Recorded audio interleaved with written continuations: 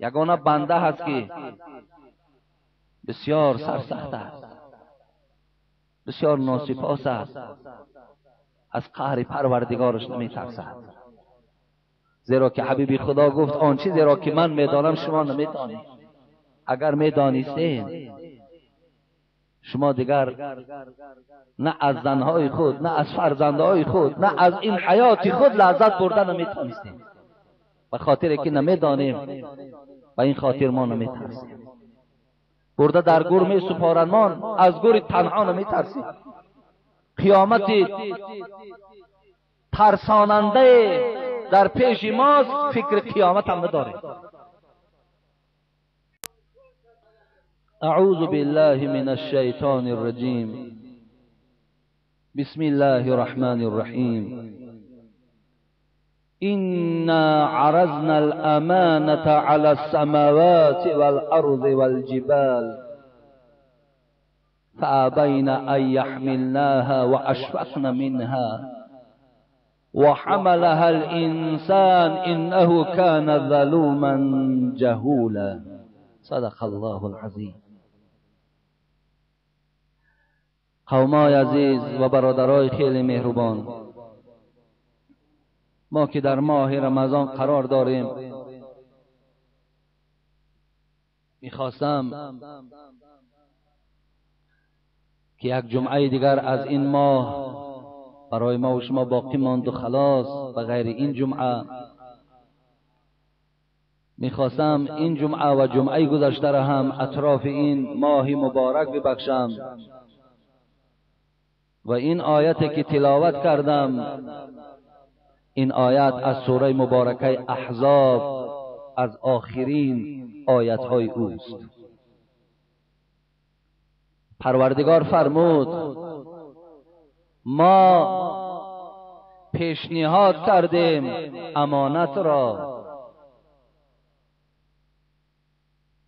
بر آسمان، بر زمین، بر کوه‌ها.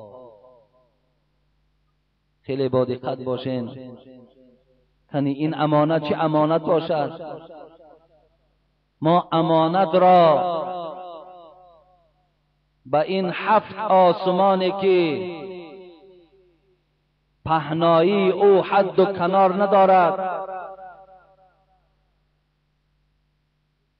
خلقیت او از خلقیت آدم هم بزرگتر است، ما این امانت پیشنهاد این 7 آسمان کردیم. حسن بصری در تفسیر ابن کثیر میگوید پروردگار این امانت پیشنهاد آسمان کرد و بر آسمان زبان داد و گفت آیا این امانت قبول میکنی؟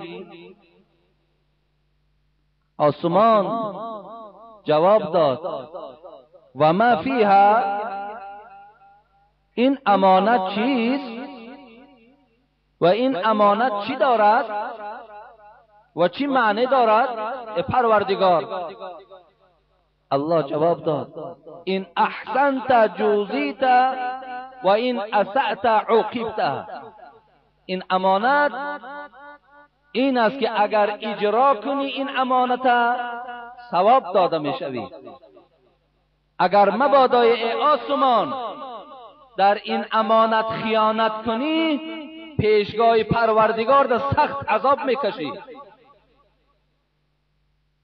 آسمان فابین ان یحملناها و اشفقن منها، پروردگار را گفت من برداشت این امانت ندارم، من رد کردم، من قبول ندارم این امانت. و اشفقن منها، آسمان از قبول این امانت ترسید. پروردگار میگوید ترسید. حسن بصری میگوید بعد آسمان پیشنهاد در زمین شد، ای زمین امانت قبول میکنی یا نمیکنی؟ زمین سوالی که آسمان داد همون سوال داد، این امانت چی معنی دارد، چی دارد؟ الله گفت اگر اجرا کنی ثواب میگیری، اگر در این امانت نافرمانی کردی، اجرا نکردی، پیشگاه خدا در عذاب داده میشوی. زمین رد کرد، گفت پروردگارا من نبرداشتم. خداوند گفت من رد کردم، من قبول ندارم این امانتی تو را. الله با کوها میگه پیشنهاد کرد، کوهایی که یا آسمان و یا زمینی که از آدم ده بزرگترن، از آدم ده قویترن، بر کوها پیشنهاد شد. بر کوه هم سوال داده شد.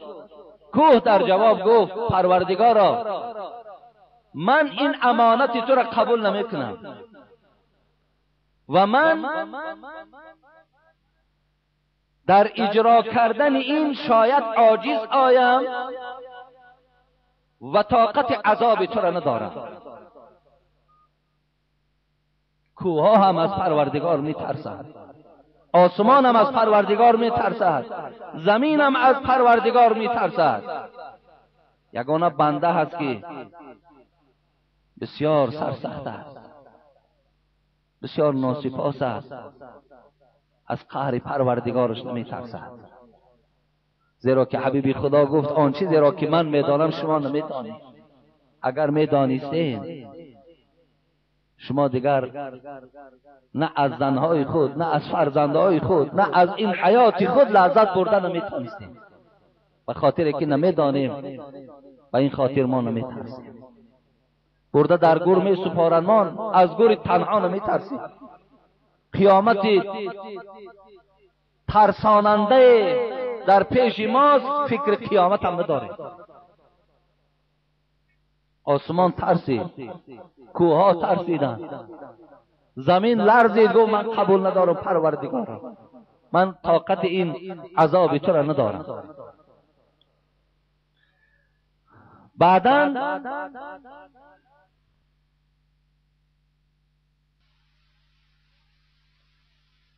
پروردگار میگه به حضرت آدم پیشنهادش کرد، ای آدم این امانت قبول داری؟ گفت پروردگارا این چه امانت است؟ این چی دارد؟ گفت این است که اگر اجرا کنی ثواب داده میشوی، اگر نافرمانی کردی و اجرا نکردی عذاب داده میشوی. و حملها الانسان انه کان ظلوما جهولا. انسان گفت پروردگار قبولش کردم، خداوند قبول کرد. الله گفت انسان در جان خود ظلمکار است و انسان نادان است. لیکن مفسرای گرام میگویند حضرت آدم هم گفت پروردگارا وقتی این امانت تو را من قبول کنم، در اجرا کردن این عملها مرا کمک میکنی؟ پروردگار گفت بله کمکت میکنم. حضرت آدم گفت قبولش کردم. این امانت چی بوده است؟ مفسرای گرام میگویند الصلاة و الصوم و غسل من الجنابه. این نماز است، این روزه است و این غسل از جنابت است. این سه امانت پروردگار پیشنهاد حضرت آدم کرد که در برابر این در کوها و در زمین و در آسمان کرد، همگیش رد کردن، آدم قبولشان کرد.